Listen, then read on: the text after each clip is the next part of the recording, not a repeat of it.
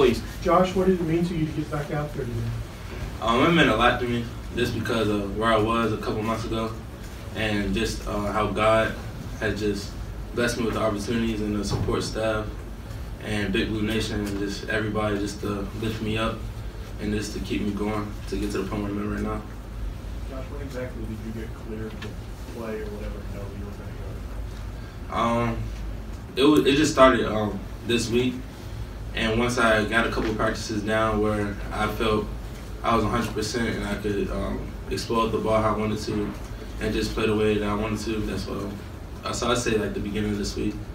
To get that tackle, how good did that feel? It felt good just to wipe some dust off finally. You know, it's been a while, but it felt good just to know that you know, we're back at it right now, and everyone keep fighting. Could you hear the crowd? What treatment did you get, and what kind of treatment did you go through, and what's the prognosis for you going forward? The treatment I'm doing is called immunotherapy, and so I'm just continuing to do those treatments I get them every 4 weeks, and I will be done with those by next August. But they don't really have they're not as extreme as the side effects from chemo, so I've been doing good with those. Did they expect you to make a full recovery? Yes, ma'am. Jeff? Could you hear the crowd after your third down tackle and just the response? What was that like? I loved it. Just to know everybody is just supporting me and knows what I've been through, and they've been supporting me the whole time and just giving me lifting my spirits up when I'm feeling down. It just felt great. Josh, what did it mean to you to see your teammates pretty much all season talk about you and Coach Lyman and JP and all that just as you were going through like this? It felt good. The first time I saw it, I teared up a little bit, just because I wanted to be out there with them, but also just because the team means so much to me, and I mean so much to them. So it's just a brotherhood around here, and so that meant a lot to not only myself, but just to see the support that Coach Lyman had also. So that we just are a family around here. So I love it.